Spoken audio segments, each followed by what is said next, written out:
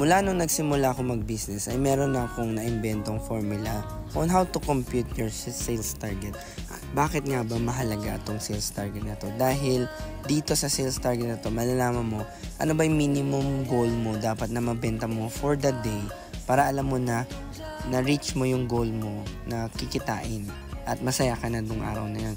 Then, pwede mo tong i-upgrade tong formula na to na gagawin mo naman siya ng maximum. So, may minimum ka, may maximum ka. Pag minimum, masaya ka na kasi na-reach mo na yung gusto mo.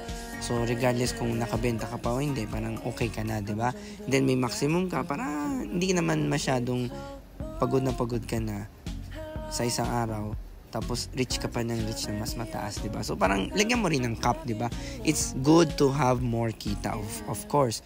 It's good to have more sales. Pero kung todo na yung pagod mo, tapos kinabukasan, nagkasakit kayo, diba? Hindi rin naman po pwede yun. So, the formula is very easy lang. Lahat ng expense mo, ipa-plus mo siya. Tapos, ipa-plus mo yung next na cost of goods mo. Tapos, and then, ipa-plus mo yung net na gusto mong makuha. Net profit na gusto mong makuha. Bigyan kita na example, ha? Kunyari, ang cost of goods mo, 2,500. Kunyari lang, di ba? And then, sabihin natin, ang rent mo, 2,500 din. Tapos, ang net profit na gusto mo ay 5,000. So, pag pilas mo lahat yun, 10,000 lahat. Yan yung simple formula. Yan yung basically to understand yung ano ba yung gusto kong sabihin. Ngayon, meron ka ng 10,000 na sales target. Pag nakuha mo tong sales target na to, minus mo na expense mo, rent mo, I know may sahod pa, maybe may parking pa, may gas pa, pero doon lang muna tayo sa simple formula para mas mabilis nyo muna maintindihan itong gusto ko sabihin. So, pag na-reach mo na yun, 10,000, alam mo nang may 5,000 kang kita. Kasi 5,000 na expense natin, 5,000 ng kita natin. Ngayon, i-improve na natin yung formula natin. Basically, lahat ng expense mo, sahod, pamasahe, kung nagda-drive ka, parking, gas, lahat yan. Tapos, renta kasama na rin. And then, of course, yung cost of goods again, di ba? Tapos, ipa-plus mo yung gusto mong profit. Ako, naging formula ko na ay gusto kong minimum 5,000 ang kikitain ko. Siyempre, kung kikita ka ng 20,000 a day, malinis na yun. Siyempre, mas gusto natin lahat yun. Pero sometimes, hindi talaga possible yun. Lalo na kung mahina yung araw na yun. So, makakuha ka lang ng 5,000, masaya ka na. And then, yung next na sasabihin ko sa'yo, minsan nga iba-iba yung araw, diba? So, as long as you get the average na gusto mo, na 5,000 net profit, masaya ka na nun. Kunyari, Monday, 3,000 lang, Tuesday, 3,000 lang ulit. Pero, pagdating ng Wednesday, Thursday, Friday, 5,000.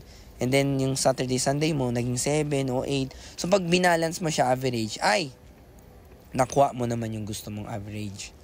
So, bakit nga ba ito mahalaga? So, di ba, balik na tayo dun sa 10,000. Kunyari, ang average price mo ay 100 pesos. So, alam mo na kailangan mo magbenta ng 100 pieces o 100 orders para marating mo yung 10,000 na yun. So, alam mo na kailangan mo magdala na at least 100. Ngayon, kung nagsisale ka, buy one, take one maybe, or maybe 20% off na yun, mas marami kang dadalhin. Imbis na 100 pieces lang dadalhin mo, 120, 130, 140 pieces ang dadalhin mo. Sometimes, ang ginagawa ko, 120 dadalhin ko, tapos may buffer pa akong 20 kunyari. Depende. Or 120, masaya ka na kung alam mo 100 lang makukuha mo, diba? Kasi sometimes, di ka rin naabot doon, 90 lang nabenta mo, 80 lang nabenta mo. Para hindi marami ang sobra. Ngayon, sa maximum naman, let's say, ang ginagawa kong maximum per day ko, 10,000. Masaya na talaga ako doon. Kasi 5,000, masaya ka na eh. So, 10,000, masaya ka na. So, ang gawin mo, lahat ng expense mo, i-plus mo sa 10,000, plus may cost of goods, yun yung sales target mo. So, ganun lang siya kasimple. Para, alam mo, it teaches you kung ilan yung dapat mong dalhin for the day. Kagaya nung sinabi ko, kunyari, 100 pieces para ma-reach mo yung goal mo.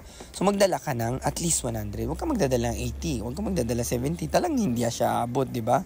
So, pag may tanong pa kayo, mag-comment lang kayo para magawa natin ng next video.